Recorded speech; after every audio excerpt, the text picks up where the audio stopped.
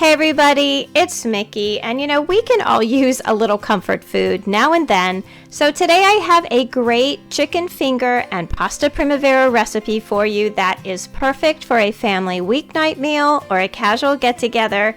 So if you are new here, I hope you'll take a minute to subscribe. I put out new videos every week about all things home. So these recipes are truly one of our top family favorites. This meal has fed a house full of kids over the years. It's full of veggies and everybody loves chicken fingers. We are going to start off with the pasta primavera, and what you're going to need is pretty much any type of pasta noodle that your family likes. I am using this little mini spaghetti. You can also really use any vegetables that your family likes. Our favorites are zucchini, onion, and red bell pepper, with a lot of garlic mixed in there too. You will need about a half a stick of butter, some olive oil, and a bunch of seasonings, again, whichever ones that your family really likes. Of course, salt and pepper. We use garlic powder, Mrs. Dash, some red pepper flakes, and some fresh or dried parsley.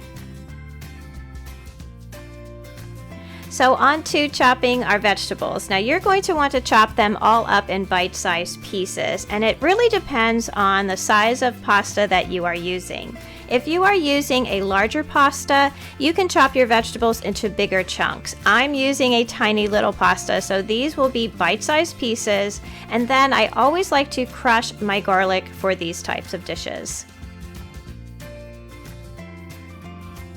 In a large pan, you want to melt your half a stick of butter and add about 2 to 3 tablespoons of olive oil. Now this may sound like a lot, but this is what is going to flavor not only the vegetables, but the pasta at the end of the dish. And I like to put it all in the beginning because the butter and oil will be flavored by all of the different vegetables and seasoning. Saute the veggies for about 5 minutes or until you see them start to soften. Then you can add your seasonings. Now the amount you're going to add is really to taste depending on what your family likes. I tend to add a lot of stuff as I'm cooking. I will often throw in things like basil, rosemary, and oregano as well. Continue to cook for another 5 or 6 minutes. In the meantime, cook your pasta according to the package directions, and once the veggies are all done, you can take them off the heat.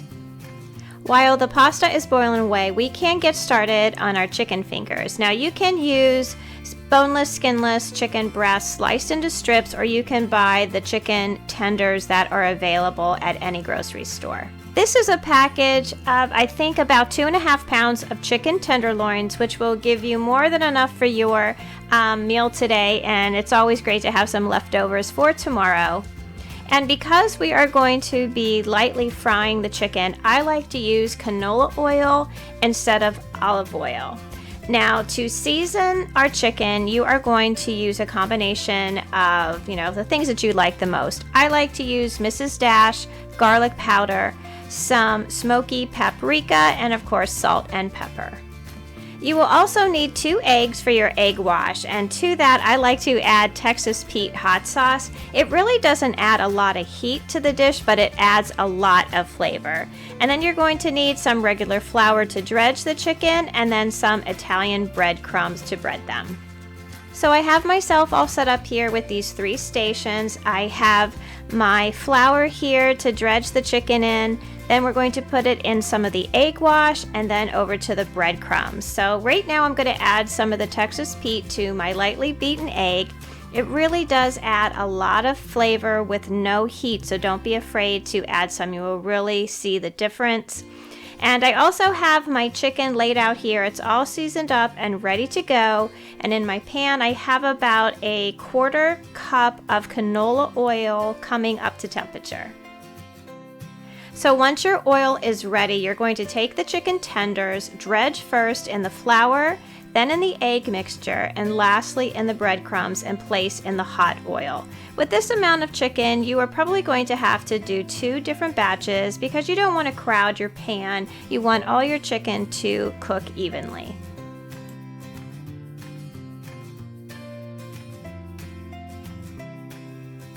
Cook until the chicken is golden brown, about 4 or 5 minutes on each side.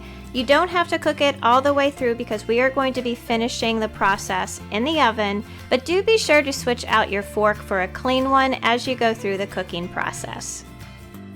Meanwhile, cover a jelly roll pan with tin foil and preheat your oven to 350 or 375.